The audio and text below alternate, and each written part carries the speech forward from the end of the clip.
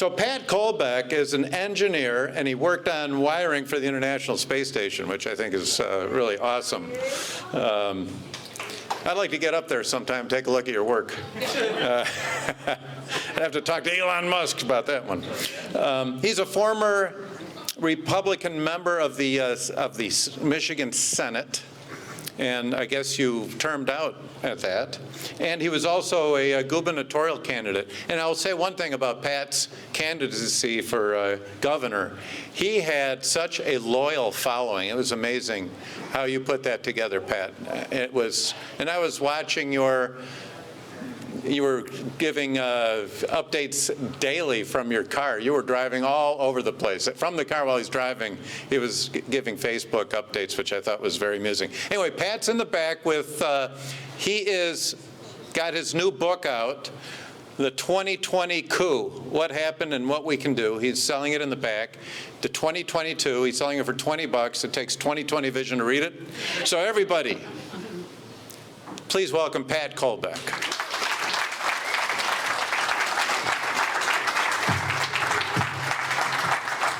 We'll do questions afterwards. Let me get this back to where it should be. All right, cool. Thank you, Thanks. Pat. I appreciate it. Thank you very much, Matt. Appreciate it. And thank you for everybody coming out here tonight on a topic that nobody is allowed to talk about anymore. So I truly appreciate it. And Braden, great job. Where are you? He's probably taking a piss. You're not supposed to worry about that until you're my age. I don't know. But I'll tell you, how many of you guys ever watched the end of Scooby-Doo cartoons? And you always had that unmasking. And what was the line that was always said when they had an unmasking of the criminal mastermind at the end? And what did that criminal say? And I would have gotten away with it if it wasn't for you meddling kids. Remember that? So Braden and Tim and a lot of the folks in this room, and Ann, Capella, you guys are all examples of what I call meddling kids. So I don't know about you guys, but you know, after being at this for about 18 months, 18 very, very difficult months where we had folks in our own party sicking the Attorney General after us, telling us not to talk about election fraud, like Lana Tice, who's a former friend of mine, by the way, and was very disappointing. I was sharing information around the election with her, and she never wanted to talk about it. And that's concerning. So when we had a lot of this push to keep us from talking about it, and everybody making the bold claim that this is the most secure election in history and that Joe Biden got 81 million votes, a record number of votes, more than Barack Obama, because everybody was so passionate about him sitting in those circles at his rallies, right? We're being told that that was the truth, and Donald Trump, who regularly had rallies that were maxed out to the gills across the board, and who got more votes in his second term across the board on it, which whenever that happens, that person's usually reelected, right? We're being told that he didn't win the election. Well, I'm telling you, the data points to something completely different. We have an illegitimate president in the White House right now. And when I call that book the 2020 Coup, just so you guys know, I got that expression from a registered Democrat by the name of Brian McCaffrey, who was witnessing the activities at the Philadelphia AV Counting Board. And he says, he put out a little video at the time, and during the election, he was at the AV Counting Board in Philly, I was at the one out in Detroit, and he said, "We are witnessing a coup." And I'm telling you, it's difficult to see that on the ground sometimes, right? I was at the TCF Center. I didn't know the scale and significance of the fraud. All I knew is that they were lying through their teeth that night.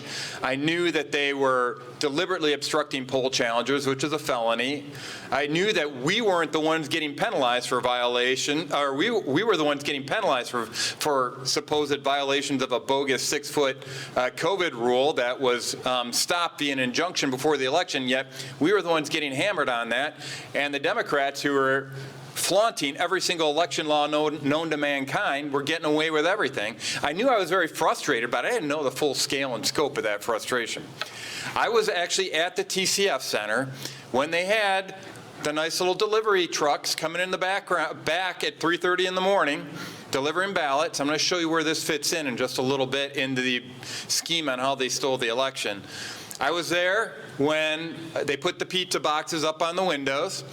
And by the way, the timing of that was not by accident. That's when they were counting the military ballots.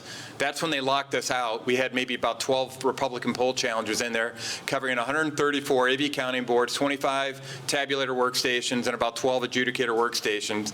And why is that important? Because when you take a military ballot, you have to copy it from a format that's not compatible with the tabulator into a format of a ballot that is compatible.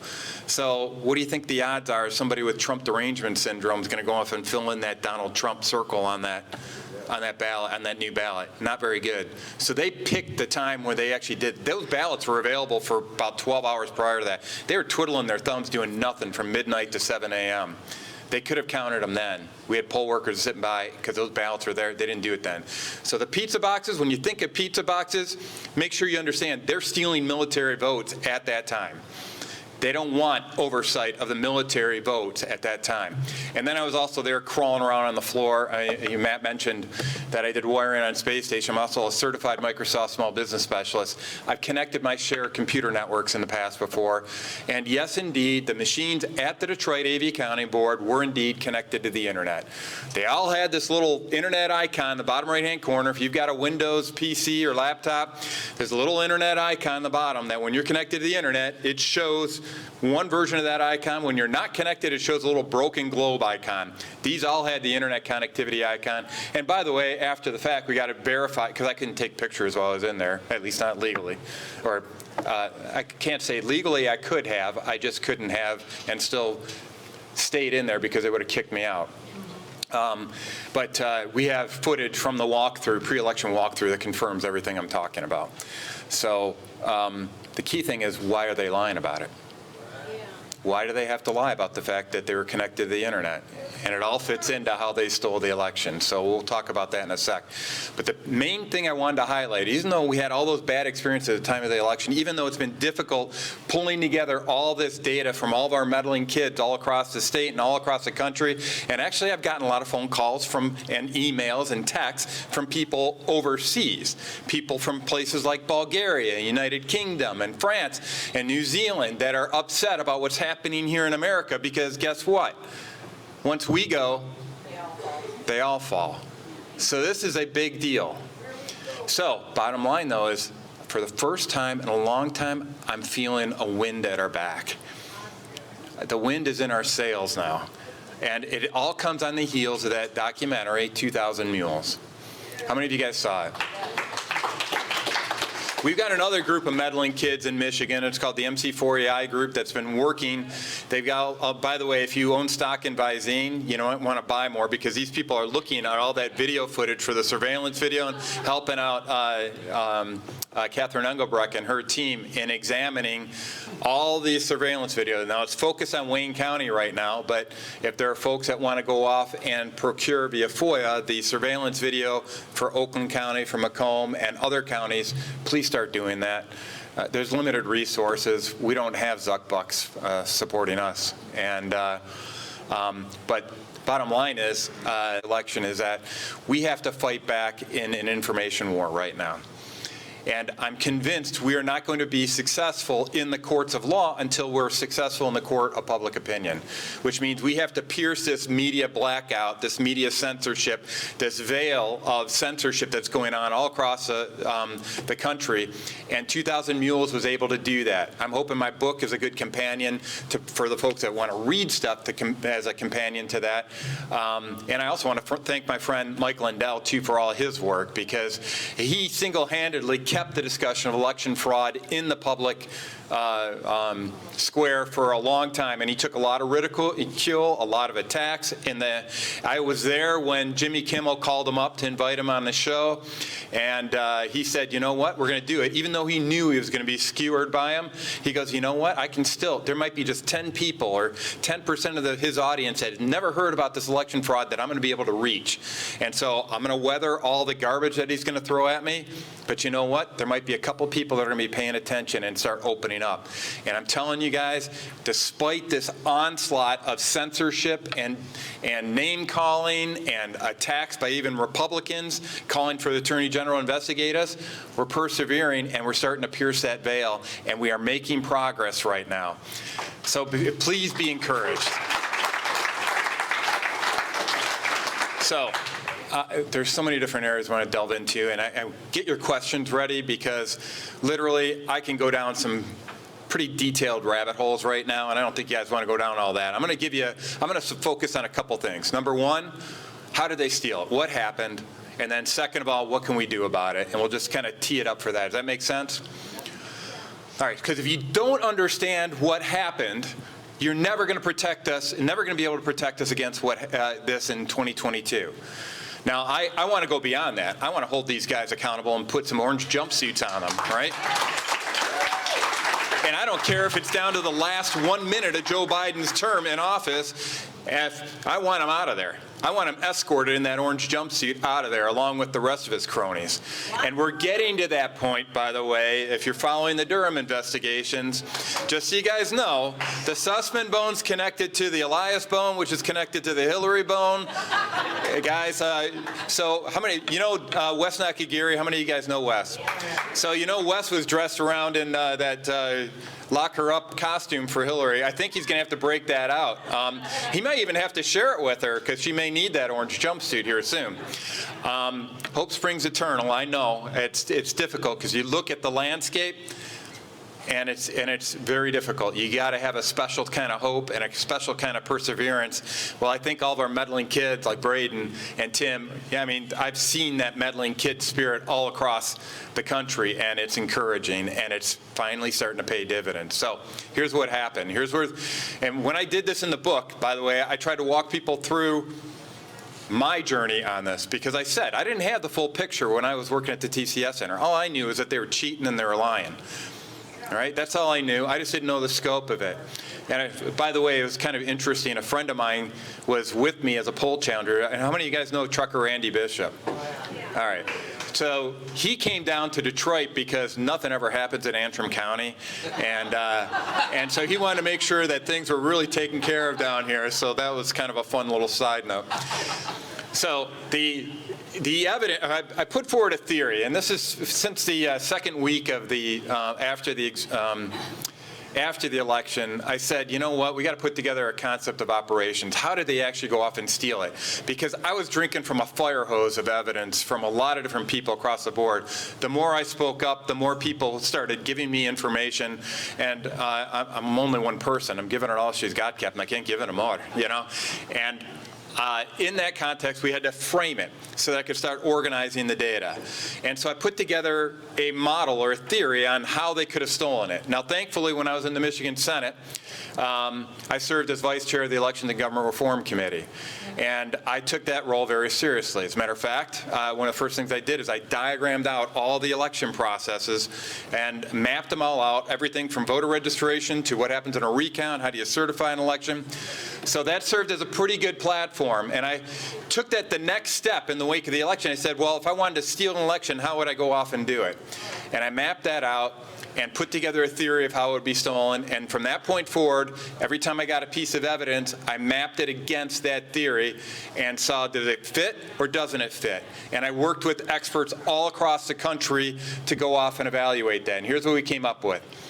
4 phases associated with this operation. The first phase was the preparation phase. And the goal of this phase is to create and expand weaknesses in our election system. And they're still at it today, by the way. And they were at it well before November 2nd, 2020. I'll let you know as well. This is something that was happening for decades. They were a variety of different ways to expand these weaknesses. And the major weakness, frankly, is around the mail-in ballot system, because it's all a third-party transaction. The person who's actually supposedly voting, they're very limited role on that. They're handing it off. When you vote in person and there's a problem with your ballot, you can correct it on the spot.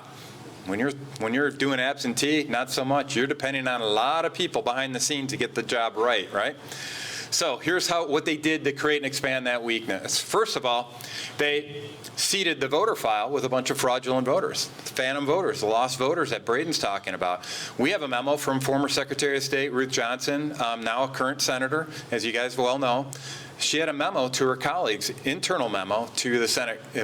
I got it and I print it in its entirety in the book. And she highlights that over 800,000 ineligible voters were likely active in our qualified voter file for the 2020 election. Now, just for reference purposes, the margin of victory reported for Joe Biden was, you notice I refuse to call him president. The margin of victory was 154,188 votes. And so we're told that, oh, that might have been fraud, but it's never going to be significant enough to overcome that margin. Well, let's start up at the top of what I refer to as the election or record chain of custody. The top of that is the qualified voter file. There's 800,000 fraudulent records in the system for that. That amounts to a bit of a slush fund, and then we'll get into that in the main attack phase. But number one, that's the first thing that they went off and did. By the way, with that qualified voter file, the reason when you see all that volatility that Braden was talking about, behind the scenes, we have this little thing called an application program interface, which is essentially a backdoor for IT wizards to go off and update the data in that from organizations like Rock the Vote. All right? Of course, they're a conservative organization. They're only going to put in conservatives into the database, and they're only going to, no, guys. These are all leftist, progressive organizations. When you look at what happened in Pennsylvania, they had a similar backdoor into their qualified voter file, and the organizations like Planned Parenthood are in there, Black Lives Matter, Indivisible, LGBTQ Alliance, all these guys. No conservatives among that at all. These are the guys given the key to the backdoor of our qualified voter file. What else have they done in there? What they did is they primed the pump so that they essentially centralized the management of our elections. Now, prior to 2020, our elections were primarily a decentralized affair managed by local clerks. They're the ones who validated the people that were in the qualified voter file, and then they'd upload that data in the qualified voter file. In 2020, that was going top down. It was Jocelyn that was giving all the rules and telling them how to go off and execute it. So I'm here to tell you right now that I know that this election was stolen, it was fraudulent, but just because you're a clerk or a local elected official and you know that you did everything according to the law and according to the rules, you can still be presiding over a fraudulent election. And it's because of this top-down management. Let me finish with that election record chain of custody because it's good background for the rest of this discussion. This election record chain of custody, if you will, think of it as dangling a little chain link here. At the top of that chain link is a qualified voter file that determines who's eligible to vote, right? That's our eligible voter file.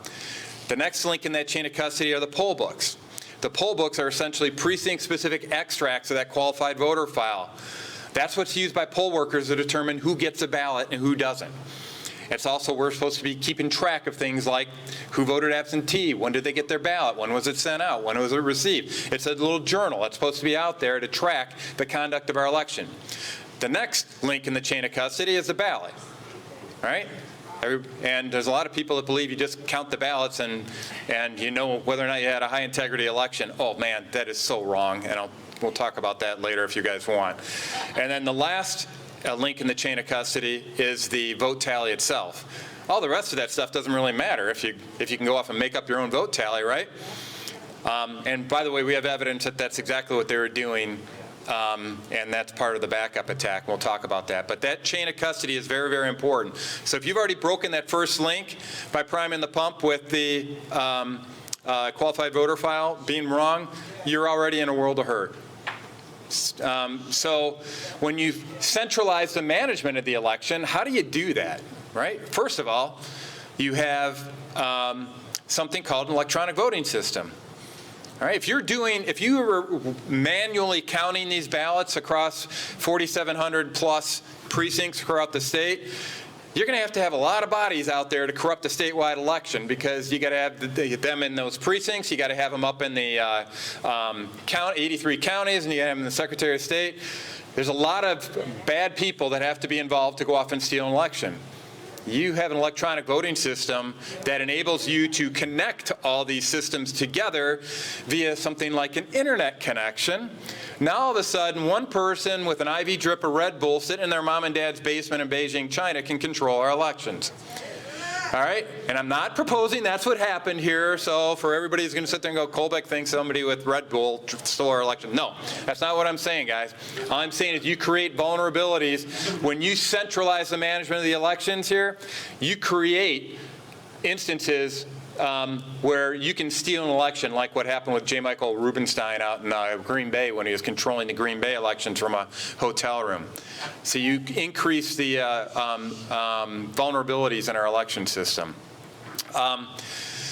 There's so many different places to go down. So what else can we do to go off and hurt it? Well, what else did Jocelyn Benson do? One of the first things that she did to weaken our system was she was the defendant in a lawsuit put forward by a group called Priorities USA that said, you know, Michigan just does too much voter suppression and you need to do something about that. So they sued, this is a progressive organization, Priorities USA, they sued progressive Jocelyn Benson. And they said, you need to do something to help with our voter suppression. Why'd they do that? Because we have ostensibly, at least on paper, a Republican House and a Republican Senate. On paper, yeah. So they didn't think they could go off and get changes to our election law via the legislature, via the lawmaking. So they did something called lawfare. They used a court system to go around the legislature. By the way, on the board of Priorities USA is a gentleman by the name of Mark Elias, who's a former lawyer for, or current lawyer, maybe, for Hillary Clinton. You're going to hear his name a lot in the upcoming months, by the way. Yeah, and so instead of going off and her approach, Jocelyn Benson's approach to settling that lawsuit was to say, okay, we're going to go off and change our election processes, and we're going to go off and remove the signature verification requirement for absentee ballots, for the ballot envelope. So nothing wrong here, nothing to see. These aren't the droids you're looking for.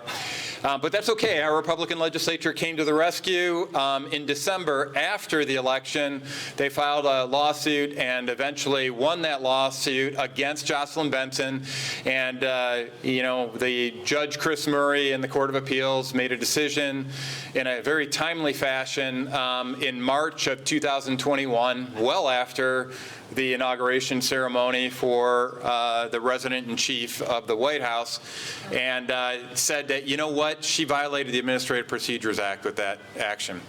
So that's an example of lawfare, guys. And she got away with it. And she's doing it now through the rulemaking process, just so you know. So those are just a few samplings of some of the stuff that was going on in the preparation phase. Oh, and by the way, there's a lot of money going into the system during that time frame as well. Zuckbuck's about $500 million going into the system at a time when groups like the Election Integrity Force and Fund are rubbing pennies together to try to get $6,000 for a FOIA request to the city of Detroit. That's what's happening. So a lot of that money came through. Paid poll workers, paid poll inspectors, paid poll consultants like Chris Thomas out in the city of Detroit, and I'll tell you, they teed it up for expanded fraud in the election.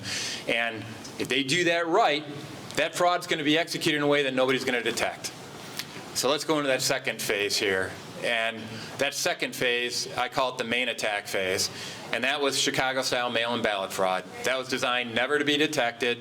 You see some of the aberrations that Braden was going through, and through the canvassing results out in Macomb County. The only way you detect that is after the fact. You want to go off and validate the voter data, and you go off and perform a canvassing. That's the only way you can detect it, because when that ballot comes into that AV counting board, you know, and you're told to relax signature verification requirement, you can follow all the rules. It gets into the system. Once you tear off that stub, you don't know who voted that ballot or who didn't. And as long as they do their math correctly on the number of ballots issued and the number of ballots they got in the container, nobody's going to be the wiser. And oh, by the way, you can even design it so that you stuff it so that Republicans still, you know, a Republican candidate still wins a Republican district here. Just instead of winning it by 10%, they win by 5%. And that shaved margin in a county like Antrim now adds up so that they don't have to steal as many inside a community like Detroit. Does that make sense? Now, how did we detect this? You guys have heard of Dr. Doug Frank? He went off and analyzed and determined that with 99% certainty, there was a machine-based algorithm used to allocate voters to ballots across the state, across all 83 counties. And like I said, the way you go off and verify the data, because what he's doing is kind of detecting, putting up a little, like a smoke detector, saying, okay, something's fishy here. When you go off and identify, like they did in Macomb County with Braden, and you see a 17.6% anomaly rate in the data that's in our quote-unquote voter records. Now, by the way, one thing I want to point out, you think that 154,188 vote margin is not something that can be overcome in Michigan? In Macomb County alone, that anomaly rate leads to over 87,000 fraudulent votes. You take that same rate and apply it to Wayne County, you're well over 200,000. So we're well over that 154,000 threshold in just 2 counties. And by the way, we have done canvassing in the other counties across the state, and we've seen anomaly rates anywhere from 6% up to 44% out in Muskegon County. And yet nobody in Lansing wants to go off and look at this. That pisses me off to no end. There shouldn't be somebody with a former title in front of them that's going off and investigating all this. It should be the people that were paying to go off and do this. That's why Mike Detmer needs to replace Lana Tice and escort her out of the area. There's no excuse for that. There's no excuse for that. And Lana, I used to consider a friend, and her husband. But I'll tell you, the dereliction of duty that's going on right now, there's no excuse for that. So friend or no friend, she's not upholding her oath of office. So they wouldn't need anything else to steal the election. We talk about preparation phase and main attack phase with mail-in ballot fraud. They wouldn't need that if they did one thing correctly that they didn't, and that is predict the voter turnout. Now, they predicted a record voter turnout. Brookings Institution predicted 145 million voters would come out in 2020. That would have been a record. Now, they were right in that it was a record, but it was 160 million. They undershot by over 10%, so they needed a backup plan. And that backup plan, unlike what happened in the main attack phase, which occurred, I believe, across all 83 counties in the state, they just used friendly jurisdictions like City of Detroit to execute the backup plan. And in this backup plan, we have evidence that suggests that they directly modified the vote tallies.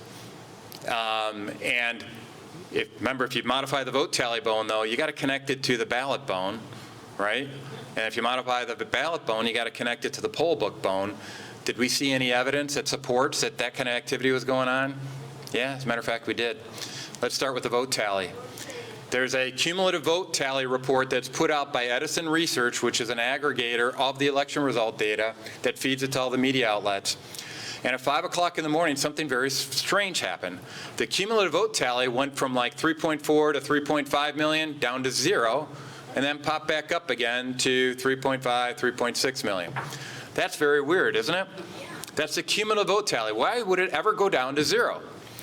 Well, here's where I get a little geeky on you, I'm afraid. My background, as Matt was talking about, is engineering. I used to, and I work with a lot of meddling kids all across the country. One of them's a woman by the name, she goes by Lady Draza Smith. I don't know how many of you guys know her. But she says, you know what? That reset of the cumulative vote tally looks a heck of a lot like what would happen when you reset a digital controller called a PID controller. So in other words, it looked like somebody was controlling the vote results remotely via a digital controller. And so I got to thinking, and I started doing a little bit of research, and I go, wow, is there any example or any evidence of anybody trying to manipulate elections with a PID controller? So I did a little bit of research. And unlike conservative stuff, their stuff's never censored. So I found a white paper that was presented at an IEEE conference. Now that's the Industrial Association for Electrical and Electronic Engineers. So it's a professional society. And there was a presentation given by 3 Chinese professors from Guangdong University at a city you may have heard of before in the past, called Wuhan, China. You guys ever hear of that? And in this paper, they talk about how to optimize the parameters of a PID controller to control election outcomes. So we have the election night reporting going down to 0. That seems to indicate evidence of what happens when a PID controller has their set point changed. We all know everything's shut down in the middle of the night, right? Somebody was changing set points. By the way, that S&0 happened in all 50 states across the country. Different times for different states, but Michigan got 5 o'clock in the morning. Okay, that's fine. They changed the vote tally. There's mechanisms to do that. You can modify the database directly. They put in non-certified software like SQL Server Management Studio that shouldn't have been on the Dominion machines. It was installed in there, and what that allows you to do is write a custom script to change the database. You don't even have to go through the voting system software to do it. You can go right at the database. But let's say somebody modified the database that way because they're all connected to the internet, right? Anybody can change it. You have to still make sure that there's some ballots in there to correspond to those votes. Guess what happened at 3:30 in the morning in Detroit? We had ballots dropped off at the back. And 61 mail bins with 0 chain of custody. We're told that they were processed normally, but we have no chain of custody proving that at all. I saw that, and at the time I remember kicking a ballot bin across the floor saying they're trying to steal the dang election. And that's exactly what they're doing. So if you got the vote tally adjusted, you got to inject some more ballots to go off and cover your tracks on that. Oh, and by the way, they explain it away as that was for last-minute Dropbox collections. Well, here's where the 2,000 Mules meddling kids come into play, because they monitor all the ballot Dropbox traffic at all the Detroit drop boxes, and there was a maximum of 1,800 ballots dropped off during that time, during the last 24, 48 hours. Maximum. So they're claiming that something like 30,000 ballots came from these drop boxes at the last second. I cry BS. And they've got the proof to go off and call them out on it now. So they got to come up with a different story. So let's say that they've got their ballots in there, they got the vote tally changed, now they got to change the poll books. Guess what happened after the ballots got transferred over to the Wayne County Board of Canvassers?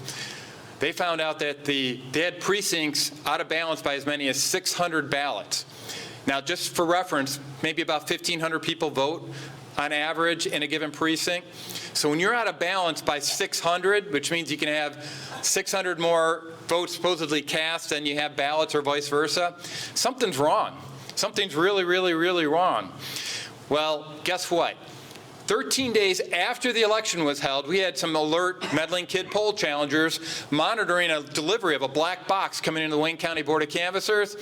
And they asked what's inside that black box, and they said, oh, new poll books. After those new poll books were introduced, maximum out of balance was 29 ballots. They still had 71% of the precincts out of balance, so most of them could not be recounted conveniently. But here's how they connected the dots at the last second. And obviously the reason this doesn't happen in all 83 counties is because you need a lot of friendlies on the ground to execute that. And if you're paying attention to Special Counsel Justice Gableman's report in Wisconsin, you know that good old Spitzer, or whatever his name is, Michael, in this Brooklyn attorney running the Green Bay election, was saying, we got to make sure that nobody challenges these ballots when they come in there. And so he actually did inject these ballots into the system at that time. By the way, we have proof of them modifying the vote tallies directly in Mesa County, Colorado. How many of you have heard of Tina Peters? She was a clerk that actually did her job, took a snapshot of her voting system before Dominion came in and serviced it, and another one after. And what they found is that in the before, they had 2 different election databases. One was created before the election. The other was a couple days after the election started, and they have early voting in Colorado. And they reloaded only a fraction of the votes that were in the original database. Obviously, things weren't going the way that they wanted them to. So we have evidence of them modifying databases directly. That's why they're going after Tina Peters with both barrels. And then, so that's the backup attack phase, get them over the hump. The last phase is defense phase, and we know what's happening there. They're modifying, destroying election records. You can see it in Braden's analysis, where there's 104,000 more votes cast than voters, according to the Secretary of State. Why do you think they have 104,000 less? Because if those people were actually in the voter record, we might be able to go knock on their door and ask them if they voted. But if they're not showing as having voted, we're not going to have them listed as a voter to go off and check that voter data, are we? They're destroying election records so we can't get access to the electronic voting systems anywhere. Despite that, Matt DePerno and his team, which is why I endorsed him for Attorney General and still do and love what he's doing on it, he found in a nearby county next to Antrim County during his investigations, there's a 4G wireless modem embedded on the motherboard of a DS200 voting machine. That's ES&S, not Dominion. So it's not just Dominion that's the issue here, folks. No clerk would know about that, but we're prohibited from getting it. And you'll notice right now law enforcement's engaged in investigating tampering with election equipment. You know what they're doing? They're going after the investigators and not going after the problems with the actual equipment and the actual election fraud. That's what's happening here. So if you think all these investigations that are going on are benefiting us, think again. What they're doing is giving them the Tina Peters treatment, where they threw her in jail in Colorado for doing her job as a clerk. So that's what's happening right now. We got fake audits happening too. We got all kinds of garbage and censorship. But the bottom line is things are changing now. We're getting wind at our back. And if you want to affect real change in it, there's a lot of different technical stuff we can do on the elections. But I'll tell you, one of the best ways to go off and make things change is to elect folks like Mike Detmer to replace election fraud deniers like Lana Tice. And I'm telling you right now that that's what's happening all across the country. We had 2 special elections in Michigan in March. Both of the candidates that pushed for election fraud investigations were the ones who won, even though they were outspent 10-1 by their primary challengers. What happened at state convention? It wasn't the people that denied election fraud that got to be our Attorney General and Secretary of State, was it? Guess what happened just recently in Pennsylvania? Doug Mastriano, the senator who held the initial Gettysburg Address scenario around election fraud, he got elected. Everywhere around here, the people that are taking our elections seriously are winning. So I want you guys to be encouraged. I want to say thank you for coming here tonight, and because we are on the right side of this. And listen, I'd much rather be doing something else with my life right now. All right? I never thought I'd be still working in this. I hate politics, and my former colleague Mike Kowal can attest to that, and I think most of the people that served with me hated my guts too because I hated politics. But the issue is, this is about our country, guys. Everybody thinks that this election was about Donald Trump versus Joe Biden. It's not about Republicans versus Democrats. Between those who fundamentally want to transform America and those who want to fundamentally preserve everything as noble, true, excellent, praiseworthy about America. Guys, there's a lot of people that are trying to bring America down, and they're doing it through our election systems. We can't let that happen. That's why I'm like a junkyard dog on a bone. We're not letting go until these guys are fit for orange jumpsuits. So thank you, guys. Is there anybody that has questions? Anybody have questions? Nobody has questions? Oh, we do. If anybody has questions, just come up here and take the microphone. It's not that long of a walk. While they're coming up here, Senator COLBECK, I've heard rumor that Secretary of State Benson may have deleted some information that would be very necessary if there were a forensic audit. Have you heard anything about this? Well, I actually have a copy of her letter directing clerks to destroy election records prior to the 22-month. It's in the book, in appendix of the book. So yeah, you guys can judge it for yourself. But under the federal law, it says all records, all. I don't know, maybe the word all has been redefined since I got out of school or something, but Two quick things. So I was showing up there how they manipulate the vote records by removing your vote history and then adding it back. Yeah. Can you discuss what might be going on there and why they would remove it, and then why would they add it back and then remove and add it back? And also, have you heard about this push from Republicans to put more electronic voting machines around the state in order to decentralize the election? And can you speak on that? Because they claim it'll help us. Well, like I said at the beginning, if you don't understand how they stole it, you're never going to understand how to fix it. So there's a lot of the Republican legislature, the Senate put out 39 election reform bills, supposedly, at the beginning of right in the wake of this election so that they could say, I never tried harder my whole life to go off and reform the election system. I did an analysis out of all those bills, and there's a large proportion of them that were actually more harmful than they were helpful, and it's because they didn't understand how it was stolen. And so I've got a full analysis of that out at letsfixstuff.org. You can go check that out. But in regards to what they were doing with the volatile database right now, keep in mind there's a lot of cooks in the kitchen on this, right? We've got all these 501c4s like Rock the Vote messing with our qualified voter file. There is no transaction log about who modified what, when, where, or anything that we've been able to get access to. I've worked with some of the legislators to say, you need to ask for this, and our legislators can use the power of the purse. If they're not going to get a bill signed, well, you can use the power of purse and appropriations and say, you don't get a dime of this until you do this. So there is that authority on it. But what they were doing with that volatility, I think is high. We were making progress on this canvassing efforts. Coming out of Macomb County, 17.6%. I think the primary reason for that volatility is they're trying to hide the actual fake voters that they had in the system because we were discovering it with our canvassing efforts. If I told you some of the stuff that's happening with the media and the attacks that were going on with our canvassers where they were saying, these people are threatening people and asking them for, it's complete balderdash. I know the folks that were asking this stuff here, and there's a concerted effort to diminish the impact of our canvassing efforts. And despite that, we persevered. My question is about ballot boxes that are outside, these set-up little boxes that are laying all over. Yeah. Here in Independence Township, there's one over at the Township Hall. They claim they've got cameras on it that's monitored 24 hours a day, but the clerk won't say who's looking at the pictures. Bingo. How do we get rid of these damn ballot boxes other than going over there with the truck and putting a chain on it and tearing it out? How do we get rid of the boxes? That's what I'd love to do, believe me, is I've got to take a work truck over there and pull the damn thing out. But how do we get rid of them legally, Pat? Thank you. Well, all right. So now, ultimately, it take legislation to outlaw them, and we're not going to get Whitmer to sign on that. So in the interim, there's some folks that are putting together these watch brigades, if you will, that are taking shifts to monitor these drop boxes 24/7.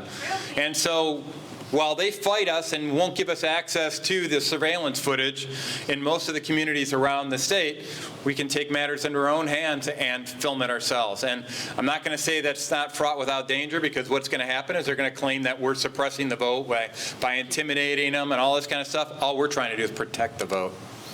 Yeah. Hi, Pat. Hey. Do you have any information as to why our Republican elected officials in Oakland County have now supported the World Economic Forum? No, I didn't hear that one. $3 Is the bar still open? $3 million of Oakland County taxes are going to the World Economic Forum, and we have Republicans that voted in favor of it. No, who's another issue? Sorry. I have a list. You can come up and read it off of my phone. Any other questions for Pat Colbeck? By the way, I talk about some of the funding sources, Arabella Advisors, Hans-Jörg Weiss, Klaus Schwab, all those guys in the book. That's it. That's for a lot of the funding for all these activities, like these ballot proposals back in 2018. They came from out-of-state resources.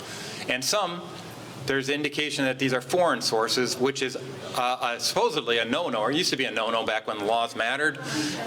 So there are some big issues with the money. Hey, John. The Dems have a ballot proposal out there right now that is just would solidify what Benson did. And one of the items they want is an absentee ballot box for every 10,000 people. Any comments? I said we got to win the public information battle, and if we do that, that kind of crap won't see the light of day. All right? So we have to gain back air superiority. They have allies all across the media. In the book, I document whenever we had something come out like the late night ballot, we had the video evidence of the late night ballot drops that they said didn't exist, even though we had a lot of people like me testifying to that. They came out immediately with a newscast that said, oh, nothing to see here, this is just standard practice. Every single time we had a gotcha moment on this, they had a concerted effort to try to play whack-a-mole and squash it back into the ground. We have to get above that and take over the airways again. Hi, Pat. Hey, Tim. Nice talk.